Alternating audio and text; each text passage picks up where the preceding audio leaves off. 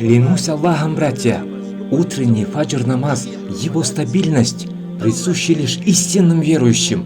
Он не под силу слабым людям. Это намаз силы и мужества. Не всякий может осилить его, ведь это намаз покорности Аллаху.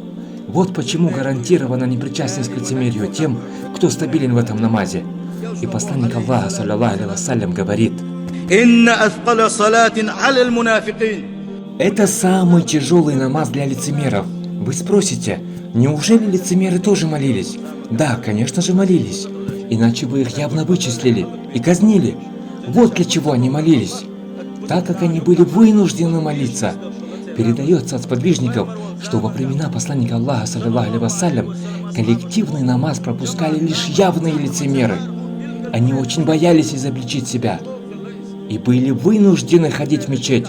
И да убережет нас Аллах от лицемерия. И поэтому посланник Аллаха, мир ему и благословение Аллаха, сказал, что самый трудный намаз для лицемера – это утренний и ночной. Они непосильны для лицемеров. Но если бы они знали, какое вознаграждение их ждет за эти два намаза у милостивого Аллаха, если бы они могли себе представить это вознаграждение, тогда же они бы тащили свои тела, если бы не имели возможности идти. Они бы руками тащили свои тела на эти намазы. Так задумайтесь над этим.